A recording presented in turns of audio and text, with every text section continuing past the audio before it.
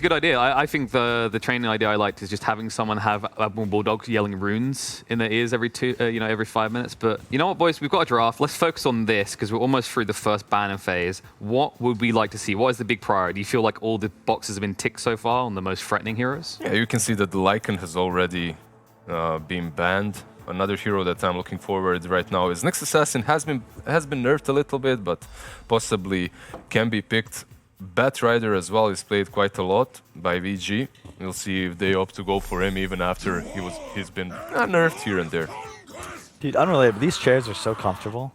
You almost fall asleep there, Carl. I You're looking at swear, a winky eye. I can't handle any more of these stools.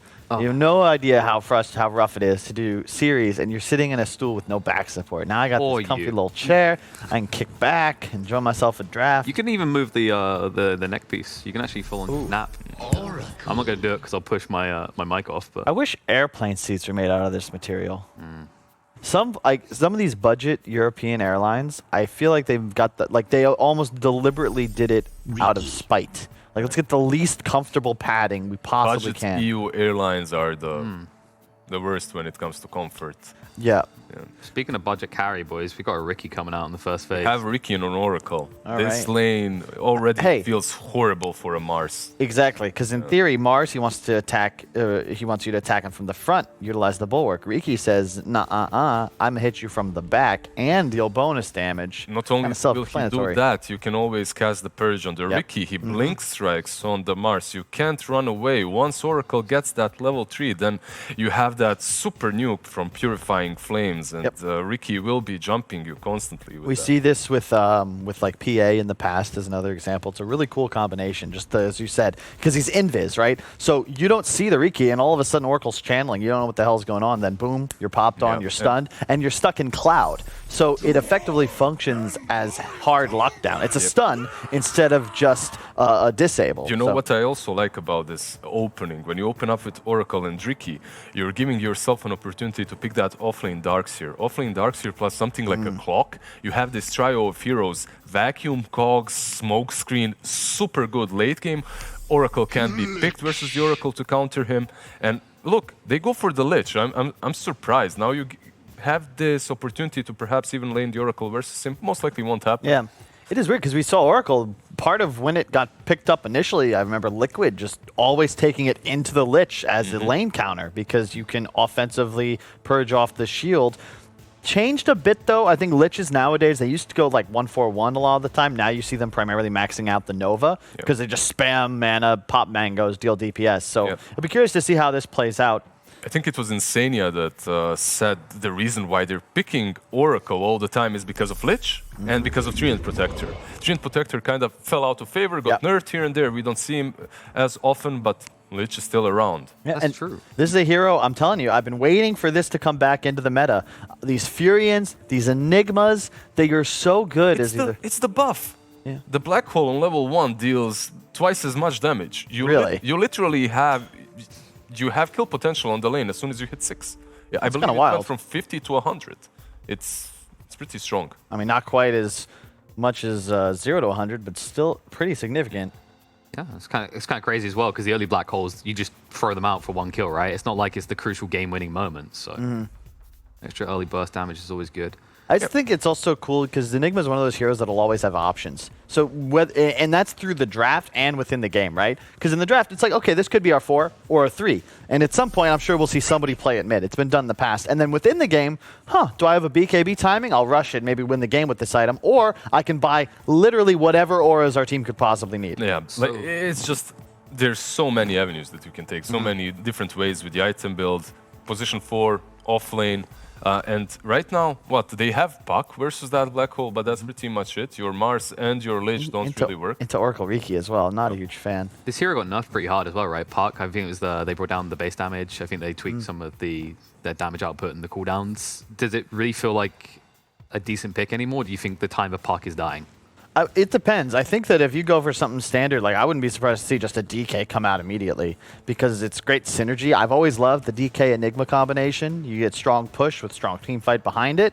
and it's a hard counter to the puck. Problem I have with the hero, it's similar to Quap, even TA after the few nerfs, where, yeah, the hero is great, but you die once or twice, and all of a sudden, it's just super underwhelming. Yeah, but then again, you have to remember that this hero still can be played on your position 4. True. Puck plus Lich, perhaps not the best 4 and 5 combinations, but they can work together. It is good against the Riki offensively too, right? Because you can't Blink Strike and you can't hop into Tricks of the Trade either. So it's one of the few hard lockdowns for the Riki. There's a lot of nuking potential coming from Puck. He can right-click you in the laning stage, and he has multiple ways of getting away from Riki too early on. In the first, pretty much until level 10 or something, you aren't leveling Smokescreen anyway on Riki. You're maxing out your second and third and ulti. So early on, Puck is all right. And they go with the Mirana. Yesterday we had this discussion quite a lot. Why is Mirana picked so many times? The arrow did get buffed a little bit, the damage, but the stun still isn't as long on level 1. However, what it provides you in the laning stage, you go behind, you kill the range creep, then you kill the hard camp. It's something that Very Freak is a fan of at the moment. Yeah, he was dying on that hill. I mean, most of us were kind of like, what does this hero do compared to a lot of 4s? Does it feel? I think maybe the issue is that it's one of those 4s you have to draft around. Is that how it feels? Because you need setup, right? Like disruption, for example, or hard lock stun for the arrow. Because if you miss the arrow, you do nothing in a fight. I disagree that you always need setup. I don't think that's the thing. It's more about your general strategy and your game plan. If you have a Mirana and your other position 5 helps you in no way when it comes to team fighting, later on in the game you just find yourself in this hole from which you can't crawl out of. You have two supports that don't contribute to the game at all. Mirana eventually gets to that point. And your issue is going to be damage output, right? And that's where I feel like Vici, they go straight for Adusa. You've got a Lich with it as well, so to even further reduce the amount of damage taken.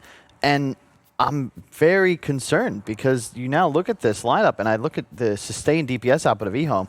The Enigma ulti is no longer a real win condition unless you're going to get the Medusa in it every time. Otherwise, she just pops Stone Gaze and you're SOL. And Riki is more of an assassin type. You're not dealing sustained DPS. The defusal timing could be nice, but where's the tower pressure from EHOME coming in? Again, it's all on this Enigma to kill towers. And I feel like if you can't deny enemy jungle like we saw EG do yesterday to the Business Associates Alchemist, same concept. If you can't get these tier 1s by 10, 12 minutes and defend your own, you're in a huge disadvantage. However, you still have the last pick, and one of those heroes that's really good versus Puck, if Puck is mid, is Dragon Knight. He kind of answers everything that you just talked about. It would give you objective taking, it would give you a rally point, a hero that you can just play around with the Enigma or without. So I think this is now a Puck 4, which I like a lot here. As a core, I think it's a bit weak, especially when you consider that, like, you just don't want, you would need so much farm to secure yourself in a game playing against Riki, whereas as a 4 position, it's all about the coil, right? That's what's going to shut down this Mirana, shut down this Riki. It's just the spells. So who cares what the items Puck acquires are? All he needs to do is land a combination and then put the core roll into a hero that's more valuable, probably just more durable. You need something that can get in onto these backlines. Oh, they go with the Pango. That's perfect. Like, this is, I think it's a Mars carry now, unless perhaps it's still Puck core. They do Lich Mars for. That's what I was wondering, right? Like, they kept this pretty flexible because you could have the Mars in the mid or the off lane. The Puck has been ran as a free before, and you mentioned an Alchemist. That's your win condition right there. They go with the Alchemist. You now have that late game carry. You have some objective taking as well. It also counters Puck in the same way. Think of it as a Dragon Knight, but it's going to hit a much better tempo, and you're also actually able to carry your team's damage output. A Dragon Knight in this draft, you're just like, okay, you're all going to fall off. Whereas now, this diffusal timing on the Riki, one team fight on him on the Enigma, and then boom, Radiance, AC, BKB Alchemist, you are not, you're unfuckwittable. You're just going to go down high ground. That's great, but Riki has to have a good lane. It's not only an Alchemist game, right? Because who is going to be your playmaker in that 5 to 15 minute mark, 7 to 15 minute mark, let's say? While Alchemist is moving back into the jungle farming, who will be doing work? Riki, if he struggles in the laning stage, if he doesn't manage to get those 2 raid bands and at least 1 alacrity, he won't have the damage output, and then you'll struggle. Alchemist will be invaded upon. Yep. It's going to be about EHOME getting an edge because Vici, their team fight, look at this, Mars, Pangolier, Puck. Like, you have so much area control. If EHOME take 1 or 2 bad team fights around choke points or objectives, they are screwed. And then Vici at a point just kind of ride the back of their Medusa to a W. But EHOME, if they can hit their timing tempo, they get these towers early. I think a lot of it's on the Enigma, really. Just how good is this game? Do they get the structures, and can they defend Alchemist's Woods? But I'd say could go either way, but I'd certainly favor Vici here. Liz? I mean, it's easy to favor Vici Gaming because of their recent success, right? And I'll go with them too. It looks easier to just execute. All right, well, it looks like the panel's full Vici, but we've got some casters that might have some conflicting opinions. We're going to throw it over them now. Sheeves, Danog, take it away. Thank you so much. I am here with the Nog. I'm Sheever. And the Nog, the panel says, well, it is going to be a game where EHOME is the one to have to make the first move. They have to get an edge in order to get ahead and have a chance in this game. Do you agree with them? Yeah, pretty much, because they've got some of this potential to have that early ganking types, right? They've got the Oracle. They were talking about wanting to have a bit of setup for the Sacred Arrows coming through. You've got the Fortune's End, so you're going to be able to lock them in place, at least for a couple of seconds with that root, enable the arrows to come through, and it's really just about creating space for this Alchemist, allowing him to hit those early timings and snowball with that. And you think that they are going to be able to do that? I mean, we know that they kind of have to do that, but how does Vici? Yeah, how does Vici deal with that? Because they are a very who are you going to kill? Lich has got the armor. You know, Puck has got tons of escapes. Mars is super tanky. Pango's got tons of escapes. Like, who are you gonna try to pick up with that combination that we mentioned? Yeah, they're a pretty slippery lineup that they've got there. We can see they're starting off with this aggression here. Fortune's End coming through, and PYW standing on the front lines. Yeah, he is got to be very careful. Ricky actually jumping forward, and XinQ will take that first blood. The chase is actually on. They want to get Yang as well, and they will be able to get away with one more hit, but it doesn't look like Sylar can get in range. XinQ, now the last one here. He went for the arrow level 1. He is being saved for the moment by the Oracle. It turns into a 1v1. And the runes go 1 or 2v2 as well. Like, so even split across the board. Slight edge for EHOME getting that first blood. They know where XinQ is. He's got the boots to be able to maybe get away. He should be able to dodge it out with that shared tango. Yeah, he's speedy enough to be able to run it off. Interesting start, so very aggressive already, but I thought we were expecting aggression from EHOME, but Vici Gaming being the one to actually be the initiator, the Puck. PYW was the one to jump in head first. Yeah, and really handy getting the first blood over onto this Mirana.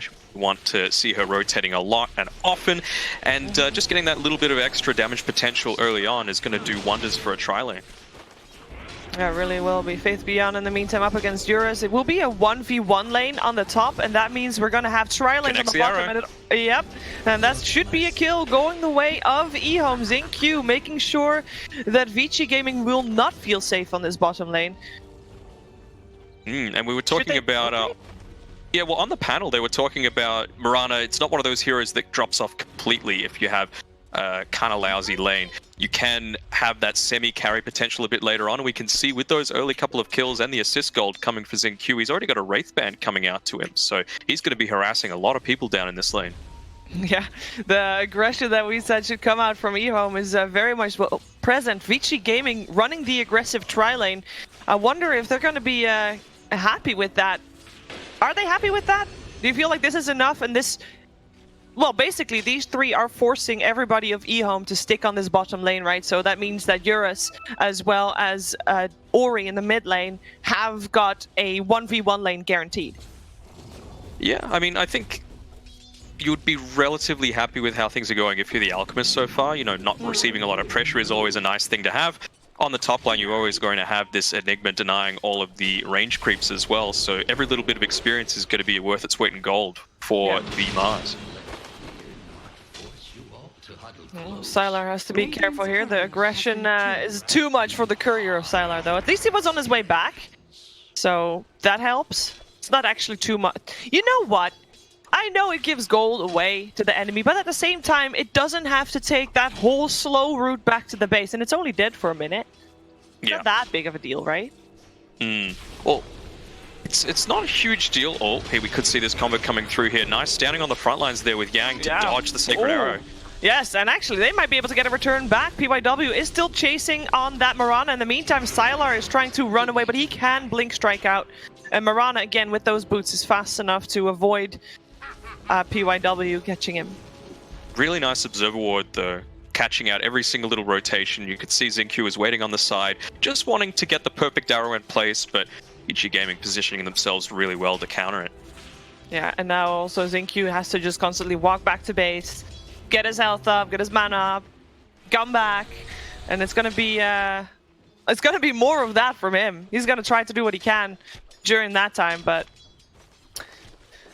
we're gonna see if he can keep up the success that he had earlier on in the game. In the meantime, Eurus is able to continuously farm here on this bottom lane. He is also gonna be fairly high on that last hits list because he can kill off some of those Eidolons. Whoop, wait a second, bottom lane, yep, DY is in a lot of trouble.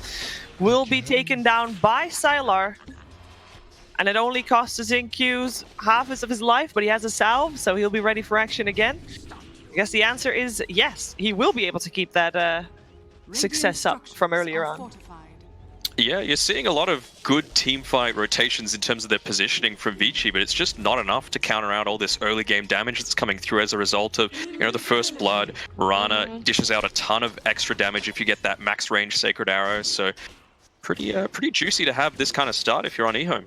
Yeah, I think so too, and I think Vici Gaming realized as well that a change should happen. So we already have DY rotating to the top lane after he died. He teleported top and make sure that he is actually helping Eurus a little bit more, going for the pulls and the stacks, because that will deny the creeps to Faith Beyond, who was also just getting, well, at least a lot of experience. XinQ going mid, getting the Courier of Ori on the way back again as well, though. Every little bit counts here, helping out his mid lane, getting in an advantage.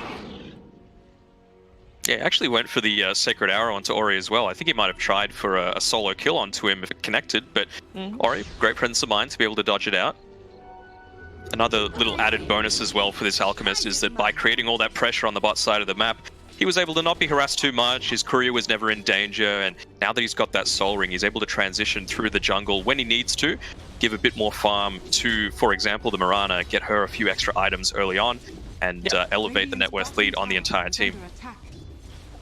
Yeah, and it is now nighttime as well, so once XinQ get his mana back up again, we will see some, probably some more attempted arrows. The runes were evenly split once more. EHOME getting to Vici Gaming, getting to, and it looks like we have things a little bit more stabilized on the lanes, a little bit more normal, if you will, with the 2 versus 2 lanes and just supports pulling camps and trying to deny farm.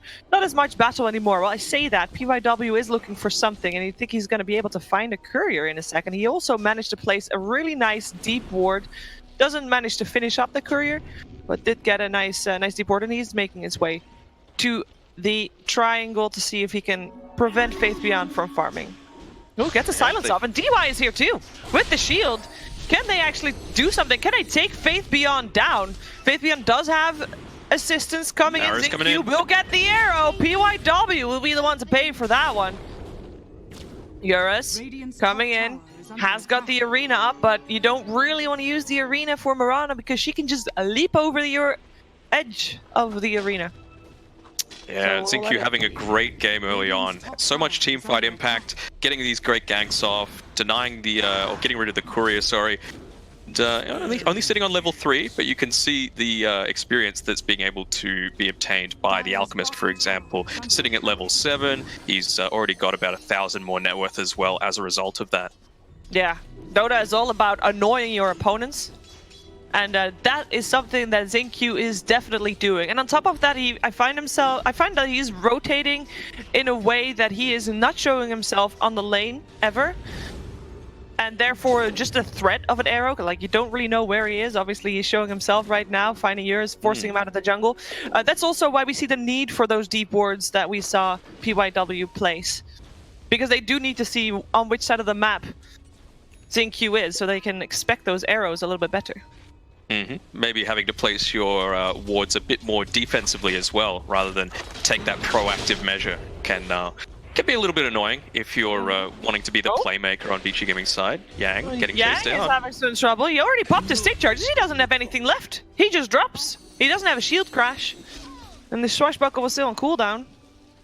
I don't think that he was expecting that he could just die like that. But he did. The Yang gang had to pull out of the race, unfortunately. But I was a little confused about why Eurus was rotating through. They actually caught out the Alchemist. Yeah, the arena is there. Nothing to say, nothing to do. He just dies. He can actually not do anything. If he's caught in that arena, what are you going to do? You're an Alchemist. Are you going to try to hit the Mars? No. You can have a staring contest. That's about it. Especially with that one value point in the bulwark, going up against a melee hero in the mid lane, it just means it's an absolute staple. Yeah.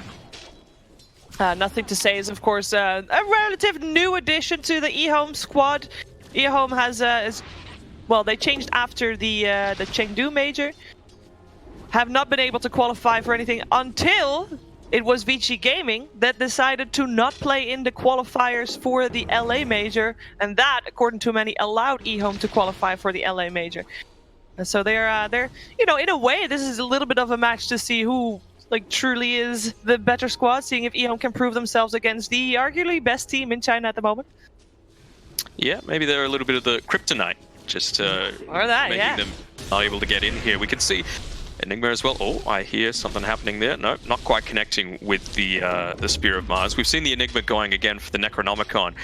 Very much the flavor of the month these days, and you can see why it gives away so little damage if it goes down. No, don't think anyone will be dying. It's getting to the stage now where Vici Gaming's heroes do have that survivability potential. Not if you get caught out like this, though. Yeah, he really wants to get some kills here. He gets disarmed by Yang, though, and Yang gets his roll off. The arrow will not connect this time around. Yang still having to be careful. The right clicks are there. He is able to roll away fast enough to be secure. There are 4 heroes of EHOME on his top lane. Oh, ZQ finds himself. PYW with the leap will be able to get him with the second Starstorm falling down. Got really deep here. Meantime, middle as well. I mean, this is going to be a reoccurring thing.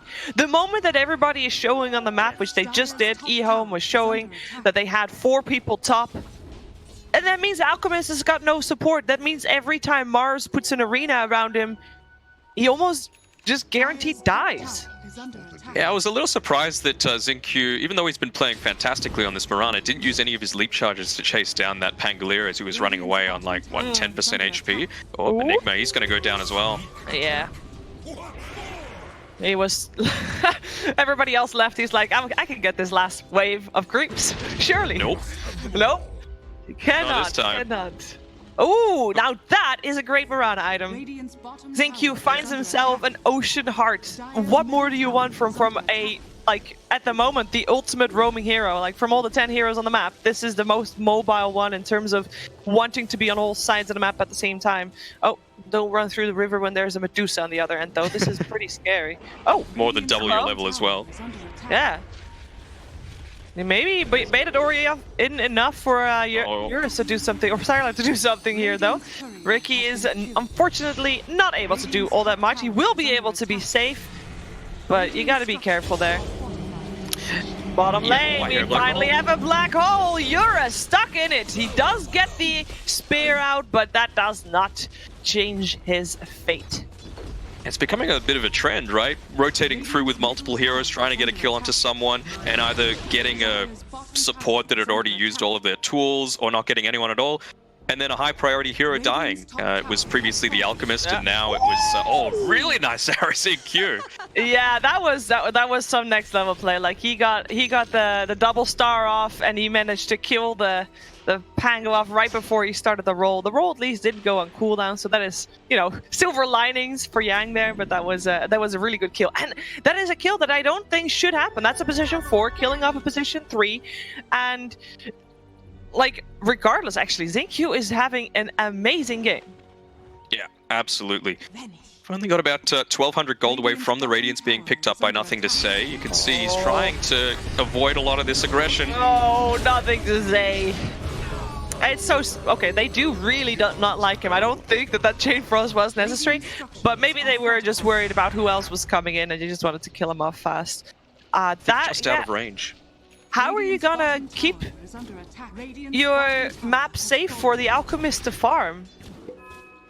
Yeah, right. I mean, I feel like they've got some nice early timings, especially on Xingqiu. He's obviously had that early Wraith band, so he's doing damage in the team fights. He picked up the Vlads right on the 12-minute mark. But if your Alchemist is dying as a result of, you know, pretty good rotations actually coming through from Vici Gaming, Yeah. It's, you know, that was your win condition. You've got to make sure he survives. You really do. He does have, yeah, he has his relic. It's not a bad timing. Oh, Yang. Yang. Just be careful here. You know, you got the Malefice on him, and he will be picked off. Sylar will get the last hit there. DY just coming in to show support. Oh, ZinQ walks past the ward. They want to take him down. The silence is there. Eurus coming from the wraparound. Can he spare this Marana cat lady? No, he cannot. Or maybe he just doesn't want to try. There is an Oracle standing behind ZinQ, ready to protect him if he needs to. The chase is on. The arrow will not connect, though. And the catch is limited. Dreamcoil coming out as well from PYW. They really want to try and make something happen here. Sylar is the one that is really low, and Ori is here as well. I'm not sure if that's going to save anybody. The false promise is, in this case, most likely very, very, very, very false. Ori indeed dominating right now. How are you going to stop this Medusa? I'm going to change my question here, because it is no longer how are you going to have your Alchemist farm, but how are you going to slow down the Medusa's farm? Yeah, especially the change to the killing spree gold as well. That was a 5 kill streak going the way from Sylar into Ori, so that's nearly 600 gold going his way. The rich get richer. Mm-hmm. It really does. Oh, I'm not sure if we can call Alchemist rich enough at this point. He once again gets stuck in the arena of blood. At least he gets bounced to the other sound, but he gets bounced back in as well. I mean, like, he can't do anything. He doesn't, like, when he doesn't have his ultimate, and even, like, he was in his ultimate, wasn't he? Like, that doesn't matter. There's too much damage coming out. And then when you get a Radiance, is that really going to be enough? Like, are you going to be able to live once you have your Radiance? I mean, he has his Radiance, but are you going to be able to live? I don't think so. Yeah, it doesn't really provide too much in terms of survivability. A lot of the damage coming through from Vici's side ignores the mischance that's actually happening there, you know. Puck doesn't really care too much. Mars is always going to be able to get off the spear, the ultimate, as well as the God's Rebuke, and it's just a crazy amount of damage coming out for him. Yeah. We started this game, and the panel started this game saying it is EHOME that has to get an edge in this game, and I think it is safe to say that they failed to do that. Yes. So what is plan B? Pray would be a good start. No, I mean, it's still only 3k gold difference. The kill score is fairly even. There must still be more that they can do. They have got a great arsenal for fights. That being said, Vici Gaming got maybe a little bit more, like, better arsenal fights, but there's definitely still things they can do.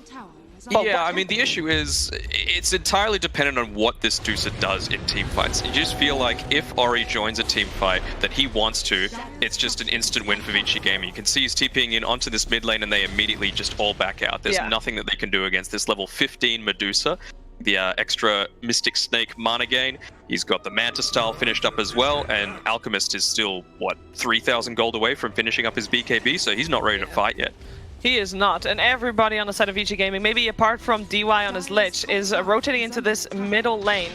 Sylar has to be very careful there. Oh, they're actually going for the backline, or rather for the Oracle, who was this time not on the backline. I think that's going to be it for him, so no false promise. They still want to try and fight this one.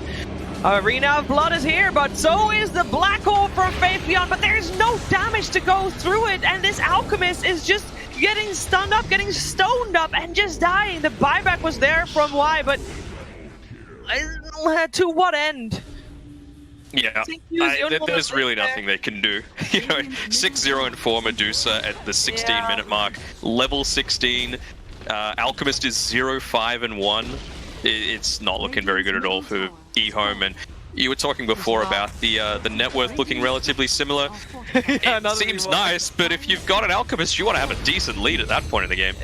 Yeah, I mean, the net worth is also rapidly changing in favor of Vici Gaming. ZinQ is trying to do what he can to slow down the pressure coming out from Vici Gaming, the push, but can they even kill anybody? That's the question we asked at the start as well. You know, you have got this great setup into Arrow, but even if you Arrow, who can you actually take down? Everybody is so sturdy on the side of Vici Gaming. ZinQ, oh, didn't leap out of this Arena Blood in time. Will fall. No buyback available for him. Jump forward, getting Sylar. The silence is there, but they don't have the detection just yet. Now there it is, but he's already on the high ground, being pushed to the high ground by Eurus. A little bit of a lucky incident there, getting pushed up. really was. In the meantime, Nothing to Say is still trying to get his farm going. He needs that BKB, and then he probably needs another 10 to 15 minutes before he feels comfortable enough to have decent fights. But by that time, this Medusa, how are you gonna take him down? They got the defusal on the side of Ricky. That's nice, but it's not enough. Butterfly is complete.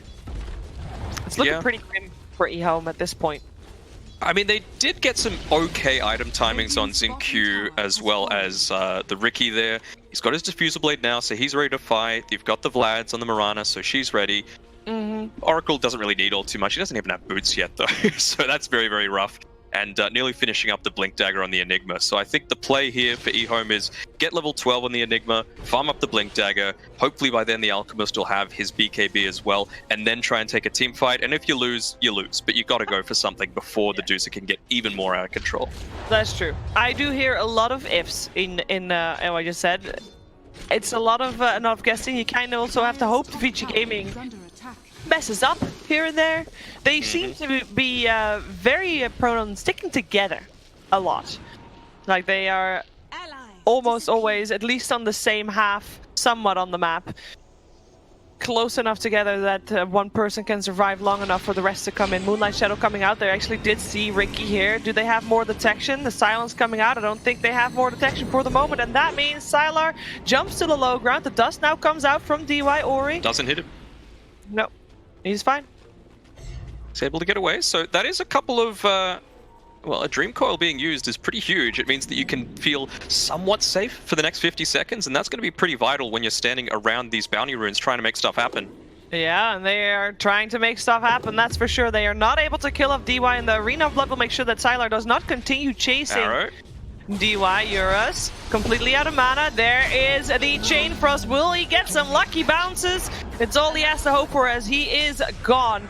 Eurus is living though, so in a way, DY just died for the greater good. And I don't think he feels too sad about that, especially not since the rest of his team is chasing down EHOME, at least forcing them back. This was all the aggression that EHOME had. Like that was it. Obviously, you still got this Blink Black Hole though. Yeah. That is the one little silver lining, but if you don't have the rest of your team to back you up, Xingqiu's not going to take out an entire team, even though he's playing insanely well. I think you want to only use the Black Hole when it's a good one, right? This There's a lot of pressure. They've just used the smoke. See. Another Dream Coil coming out. That is Enigma dead before he can use the Black Hole. And in the meantime, Mars is taking quite the beating from Nothing to Say, but not enough to lock him down, not enough to kill him off. Nothing to Say is the one trying to run his BKB charge already over. Nobody dead. Only Eurus a little bit bruised on the side of Vici Gaming. Sylar jumping in, jumping forward, getting speared in the Arena of Blood though, and Yang will finish him off together with Ori. Nothing to Say can actually not do anything in this fight. Not wanting to use the False Promise just yet. Oh, actually connects the arrow onto the Deucer, but she's not dying at any point in this game just yet. You don't want to go for that. Yeah. Relatively, though, Nothing to Say is catching up in terms of the net worth, and it's absolutely what you want to see as an Alchemist, but will it be enough to make sure that there's some way for them to come back into this game? We can see it's an AC that he's building into next, just for a bit of his own survivability, as well as the rest of his teams, but while he's continuing to farm that up, it's looking like a Roshan for Vici Gaming. Would you even give it to the Medusa, or would you say give it to Eurus, because he's the one that is on the front lines? I mean, I think Mango is going to be the one picking it up. Nah, she freed up a slot, so she's got it. But yeah, she's not dying, though. She's not dying, exactly. Yeah. She's 8-0-5. She's doing quite okay, I'd say. I mean, maybe just wanting the absolute insurance. I mean, Moonlight Shadow, or people with dust. Yes, there it is. And this time, no hope. Well, 30 seconds. They're going to want to continue to push this forward as much as they can. Yeah. Nothing to Say. He's walking up, trying to grab the plate mail and maybe the Hyperstone, going for the all-in play. Yeah. Why not? Let's see. Radiant's middle barracks are under attack. He's short on the buyback, trying to cut the wave, maybe? Yeah, he has to, because he can't fight them head on, right? So he needs to do something. Cutting the wave, it's at least something. They're hoping that The backdoor protection will soon turn on, but it's too late to save that melee Rex. And to be honest, I think they can also just right-click through it. Backdoor protection still not Radiant's middle barracks kicking in, also because this top lane is of course pushing in. So cutting the mid wave did not do enough. Stun still hits up on Ori. You can just see the way that the way they're taking these team fights on Vici is just so coordinated. Eurus is standing in on the front lines. He just puts his big shield up and says, "You know what, Ori? Yeah. You do your thing. We'll be fine." Yeah, Faith Beyond is, has got all the pressure on him now. He has to wait for everybody to come together for this big black hole, but it's not happening. Nobody is grouping up. The positioning of Vici Gaming is perfect. Ori is taking quite a beating, and there is the black hole on the rest back of the team's line, gonna die. while the Aegis is being popped on Ori, and this is the fight that EHOME was waiting for. The buyback is there as well from Sylar. He wants to take down. No more mana left for Ori. Still had something left in the tank. He can stand there and hit, but that was exactly needed. That was the AC. The AC actually helped the team survive through the right clicks and the split shots off the Medusa. That was a great fight for EHOME. Brilliant black hole as well. The composure, from Faith Beyond to be able to say, look, I think if I use the black hole while the Deuce is alive, it's really not going to make much of a difference. You know, we're not going to kill her during that, and the rest of the team's just going to counter it. But when this Deuce is about to die, you start to panic a little bit on Vici Gaming and just taking advantage of the mindset that might have been coming through. The save your mate syndrome is what we call it down in Australia. Just wanting to make sure that, you know, your carry that you've just given the Aegis to that's leading in your net worth is going to live. But now we can see it's the Alchemist who's taken a bit of a lead here. Not anywhere near completely back into the game, but they've given themselves a fighting chance. They really have, and this fight going their way allows them to get that tier 1 mid tower, which is so important strategically, and on top of that it gives them enough gold that almost the whole squad, other than of course Sylar, that just bought back, has buyback again. Mirana is like 300 gold off, but that should be fixed with a couple of bounty runes here and there, and a little bit more money that she's getting from farming. Sylar. Oh, Sylar, that is a dieback. Oh dear. That's a big not mistake. good. And a Dream Coil up on Oracle. He does pop the Dream Coil in an attempt to run away, but does not have anything else to save him. He has to use a False Promise on himself. He's got stick charges as well. Is the heal going to be enough? It doesn't look like it is. He didn't even use the False Promise. He knows that he has to save that for his teammates. He saves that for when the buyback is there. Ooh, Fortification was just on, so XinQ does not get the creeps killed. It at least gets them away from the tower, though. This tier 3 tower that is no longer standing, that is. Yeah, they know that they can't fight without this black hole up online, and it's still another 45 seconds until it's available, so I would have thought that Sylar might have tried to play a little more passively, just to make sure he avoided dying. Has got his BKB up. He was looking for targets to kill, and he found himself the Mars. But there is the Stone Gaze, and that is too much for him to bear. In the meantime, Yang making sure that nobody can do anything on the back lines, disarming left, right, and center, and just being a nuisance. A GG is called as EHOME lose the first game of this best of 3. Vici Gaming being victorious. Yeah.